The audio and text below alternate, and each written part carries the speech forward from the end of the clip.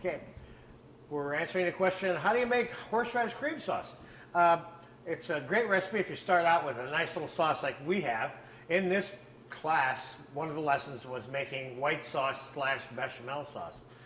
So we have that sauce right here that was made in this saucepan. And it's hot. And it's already seasoned. And that's okay. We're not going to add any salt to it when we add this horseradish to it. This is 3 cups of white sauce. And your recipe is for 3 cups. And I'm going to add whatever amount of horseradish I feel like putting inside my sauce. Remember now, we're going to cook this for a little bit. Extract the flavor of the horseradish. And for me personally, I think that this horseradish should be strained out of the sauce, and only the flavor of the horseradish is there.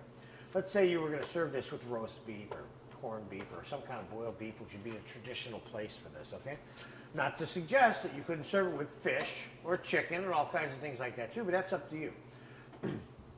I think what I would normally do is I would garnish it with, get myself some horseradish root and grate some over next to the food or something like that, rather than leave the grainy horseradish in the sauce itself, okay? So, I'm going to cook that for a few minutes. And let me taste it right now. I mean, sometimes you don't have to cook it, okay?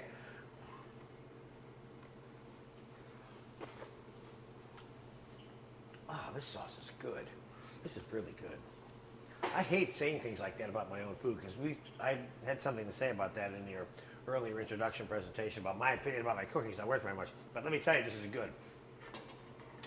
I say this is ready to be strained right now, and we can finish it. The horseradish flavor, just because it's already pureed, it just goes right into the sauce. So we're going to take this, and we're going to strain it.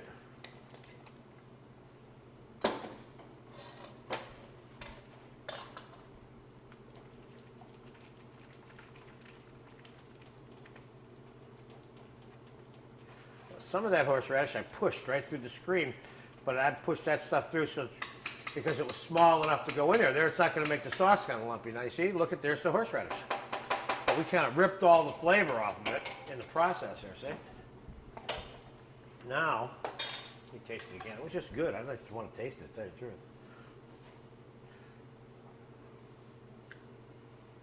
It's nice. It's really nice. Let's take a look at the texture real quick.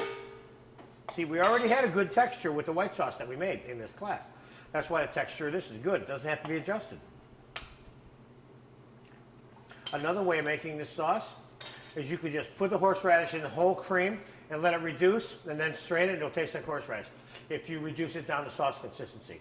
And of course, you may want to put a pinch of cornstarch or roux in it, into the cream to complete that the thickening of it. You may not want to reduce it all and make it thicken naturally by reducing the cream, which you can. Depends how far you want your cream to go, you know? All right, so there you go. There's your horseradish sauce. Enjoy it. It's really good, too.